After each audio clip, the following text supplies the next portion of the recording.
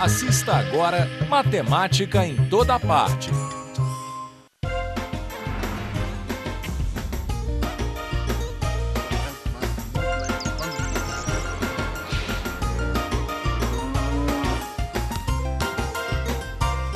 Matemática em toda parte. Profissionais da construção civil dos mais diferentes setores usam a matemática no desempenho de suas funções. O arquiteto na elaboração dos projetos, nas maquetes e plantas. O engenheiro nos cálculos de estrutura e de materiais que serão empregados na obra. O pedreiro no cálculo da quantidade de material que terá que usar. O carpinteiro e o marceneiro nas medidas, nos ângulos e nos encaixes. Então, vamos direto ao nosso assunto em Matemática na Construção. Dentre as profissões que se utilizam de matemática do começo ao fim, as ligadas à construção civil estão entre as campeãs. Vou conversar aqui com a professora Lilian. Lilian, construção civil é um campo fértil para explorar a matemática, não é verdade? É verdade. Aqui a gente consegue ver um monte de profissões, que nem engenharia, arquitetura. O mestre de obras trabalha com muita matemática. Dá para trabalhar muitos conteúdos no currículo do ensino fundamental, como por exemplo, plantas baixas.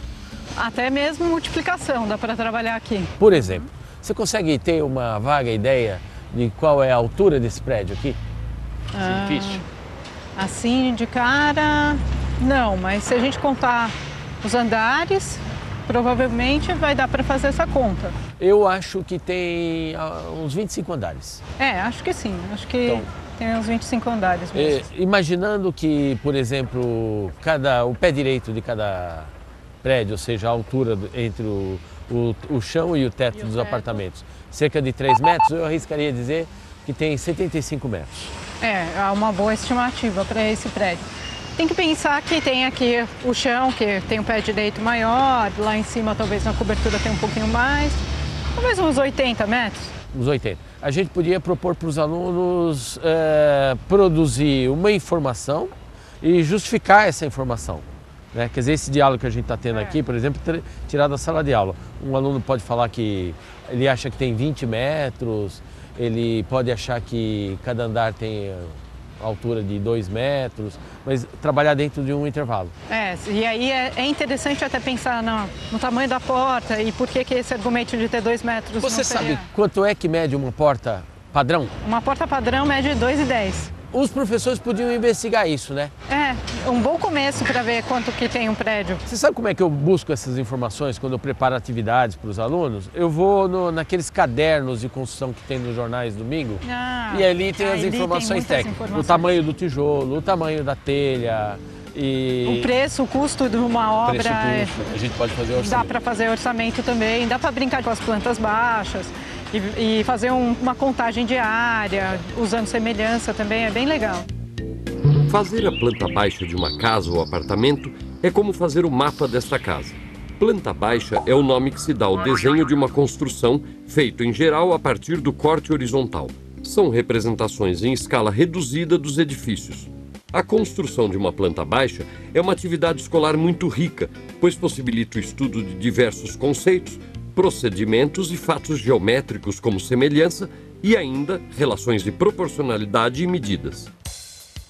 A planta baixa permite que se obtenha informações sobre um imóvel, mesmo que ele ainda não tenha sido construído.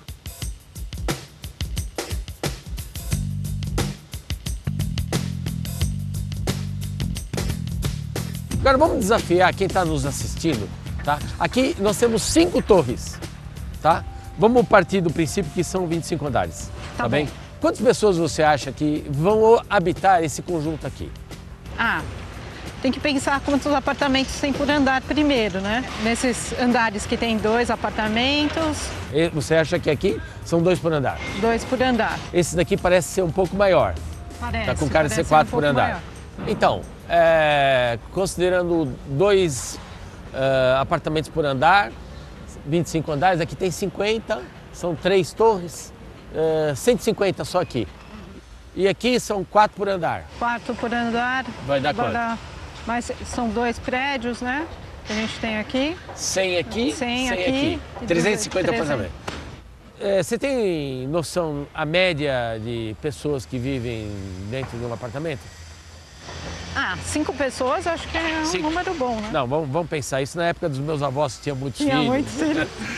Vamos imaginar 4. Vamos fazer de conta. 4. Quatro. Então, 4 vezes 700. 350. Dá 700, 1.400. Você tem a técnica de multiplicar dobrando, né? Esse tipo de situação eu acho assim super pertinente para propor para as crianças, dar sentido para as operações, fazer os cálculos, pensar em tabuada. O cotidiano está aqui, né? É saber problematizar, é ter aquele empenho em produzir problemas, não é? Uma conversa com o engenheiro responsável pela obra pode fornecer informações preciosas para pensar e criar problemas e atividades matemáticas escolares. Renan, tira uma dúvida nossa. A gente estava fazendo estimativa em relação à altura do prédio, pé direito. Você que domina as informações técnicas, conta aí pra gente. Bom, aqui a gente tem o pé direito de cada apartamento, são de 3 metros. Nós estamos aqui com 5 torres, 2 torres nós temos 4 apartamentos por andar, e são 3 torres com 2 apartamentos por andar. O maior de 2 apartamentos por andar são 182 metros quadrados. Temos o menor, que são 4 apartamentos por andar, 147 metros quadrados. E no total dá 350 apartamentos. Tá? A gente tem as torres aqui numa altura do térreo ao ático, né? A parte mais alta. Ela tem 80 metros de altura. Isso você acertou então, né? E nós temos aqui uma área de terreno de 17 mil metros quadrados, de área construída aí. Agora você falou o pé direito 3 metros, mas eu estou considerando o piso. E a laje? Exato. Também? Isso, exatamente. Nós temos uma laje. Mas assim, a distância entre o piso e o teto, quanto é que dá em isso? torno de 2,70. 2,70, esse é o padrão. Exatamente, é o padrão. Isso daí é interessante para os alunos terem como referência para fazer estimativa de altura de coisas, né? Me diga uma coisa, as escadas têm um padrão? Ou a inclinação, ou a altura? A altura a gente tem a variação de 18 centímetros de altura. E tem em torno de 22 o espelho. 22 o espelho. Isso. O que é o espelho? É a pisada. A pisada. Isso, exatamente. Eu cheguei a ver no estudo de arquitetura que isso se expressa numa fórmula. 2 vezes o espelho mais a altura e dava 60 e tantos centímetros. Exatamente. Isso, é isso mesmo. Esse é o padrão. Isso. Olhar para essas construções é enxergar em suas estruturas figuras geométricas bem conhecidas, o que nos leva obrigatoriamente a pensar também nos cálculos matemáticos necessários para que elas se mantenham em pé. Por ser o polígono com menor número de lados, muita gente considera o triângulo uma figura geométrica muito simples.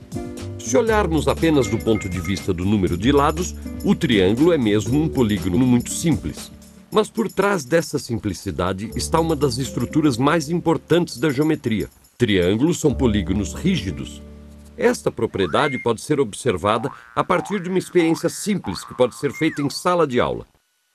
Considere 4 varetas articuladas pelas extremidades e monte com elas um quadrilátero.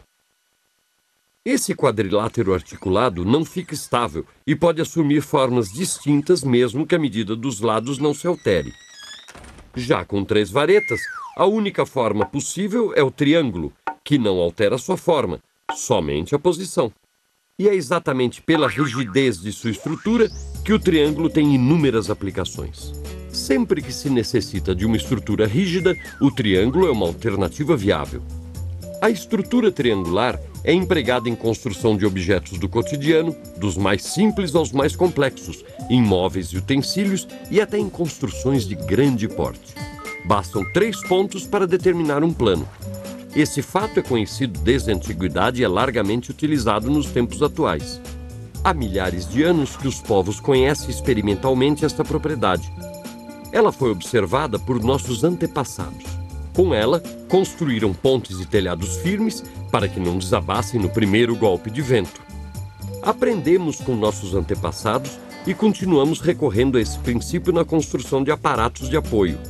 É por isso que triangulamos estruturas como portões e paredes. Para construir um triângulo com lados medindo 3, 4 e 5 centímetros, por exemplo, primeiro construímos com a régua o segmento AB, de 5 centímetros. Com a ponta do compasso em A e abertura de 3 centímetros, traçamos um arco de circunferência. Em algum lugar deste arco estará o vértice C. Ele está distante 3 centímetros do ponto A. Com a ponta seca em B e abertura de 4 centímetros, traçamos outro arco de circunferência. Em algum lugar deste arco estará o vértice C, cuja distância ao ponto B é de 4 centímetros. A intersecção dos dois arcos satisfaz as duas condições. Fica, portanto, muito bem determinado o triângulo de lados 3, 4 e 5, que, por sinal, é o famoso triângulo retângulo. Aquela questão dos degraus, você lembra das informações? 22 a base, a altura 18. Então, 18 por 22, 9/11 dá 0,8 décimos. 8 décimos. Então, a tangente, qual é o ângulo cuja tangente é 8 décimos? Se a gente pensar na tangente de 45, Que é é 1. A de 30 graus é raiz de 3 sobre 3. Raiz de 3 sobre 3 é 1,7 dividido por 3, dá aproximadamente 0,6. Então tá mais ou menos entre, eu estimaria uns 35 graus. Acho que é uma boa estimativa. Matemática em toda parte.